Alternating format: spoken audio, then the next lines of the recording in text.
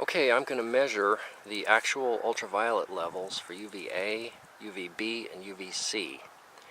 It's October 15th, 2015, and I'm going to use my own personal meters here, a big assortment. And first, let me just say UVA is fairly harmless. UVB causes cancer and kills things, destroys plants and all that, and insects. But UVC is the one that just kills, it shakes DNA apart immediately. So first we'll look at UVA and UVB and the ratio. These are both pretty well calibrated meters, and the one on the left measures total UVA and B. The one on the right measures UVB only. So if I tilt it towards the sun, being mid-October, the sun's already very low, and we got a chemtrail day going, so but there's a break between the chemtrails, so we've got a 5.0 total and a 0.34 for UVB. And if you work this ratio out, I think it's around 4 to 5%. Historically, this ratio has been about 0.6%. So that's an extremely high reading. Next, we're going to use this spectral line with a 365 nanometer probe, which is UVA. And it's easy to read. The only ones I got that's easy to read. And we're going to see about, okay, we see a 3.0 milliwatt per centimeter squared. So like 3.0. If I can hold it just right. Alright, there it goes, 3.0. That's UVA. UVB, this probe is a 300 nanometer probe, so that's UVB. And this is dangerous UV. And what do we get here? We get a 0.7. Quite solid, 0.7. So 0.7 divided by 3.0 gives you your UVB to UVA ratio. Here's another lab quality meter. It's an OLEC accumeter. I'm going to plug in a UVAB probe. And you can see right here that UVA 380 to 420 nanometer. UVB 340 to 380 nanometer. That's not quite industry standard, but apparently that's what these sensors are picking up. So we should be able to see, if I can get this held just right. That's better. Wow, that's high. 1.8 UVB, 4.07 UVC. Okay, so 1.8 divided by 4.25. There's your UVB to UVA ratio. I think that's around 40%. And I have a pair of National Biological, it's a UVA meter. I'll turn this on, and we'll just have a look here. And again, it's hard to aim it just perfect, but if I do, get her up around. It's so hazy today. Call it UVA. I'm going to call it 4.5. 4.5 milliwatt per centimeter squared. Now here's the same manufacturer, UVB meter. And we're on the 0.1 scale, on the bottom scale. This is a narrow band probe, so we're not picking up, we're only picking up UVB. And what do we get? We get, looks like about 0.17. Normally it's 0.19 or 2.20, but because of the haze and the low angle, so calculate the ratio of that UVB to UVA.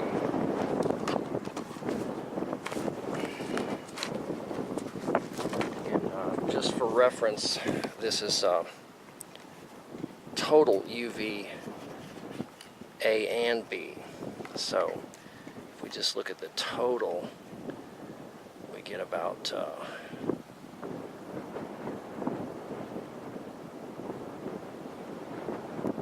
looks like about 9.4. This was hitting 10 just a few minutes ago, so there is a haze up there. But you know, each one of these has a slightly different band pass. That's why you see different power levels. But that was total at 10. Okay, so that's proof that the UVB to UVA is very, very high. Now we're going to look at UVC. This should be absolutely zero. Now, this is spectral line DM254N, and it's designed to measure the power of germicidal lamps, and yet there's enough UVC for this to pick it up. We're looking at microwatts here. I'm going to hold this hopefully at the right angle. Try and read these numbers. So I'm seeing a 3, 5, 3.7, 3.8, 400, 402, 401. Okay, so that's 400 microwatts per centimeter squared of UVC. 400. Now this is a meter for a water purification system, industrial type, and this is a UVC narrowband sensor. Now, these are designed to monitor the ultraviolet lamp, so if it ever goes bad, you know, and you don't drink water with bacteria. So I have tested this. It does not respond to visible light, does not respond to infrared, does not respond to UVB. But aim it to the sun, and boy does it respond. Okay, this is not calibrated. This is a relative measurement only. But this should not respond like this at all unless there's UVC out here. I'll have to find some way to calibrate that thing someday. Okay. I think this is the last meter I'm going to show here. And this is the Black Ray model J225. And this is the sensor. And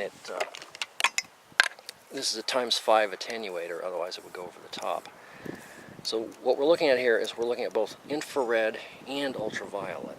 So let me see if I can aim it. We'll see how high we can get it.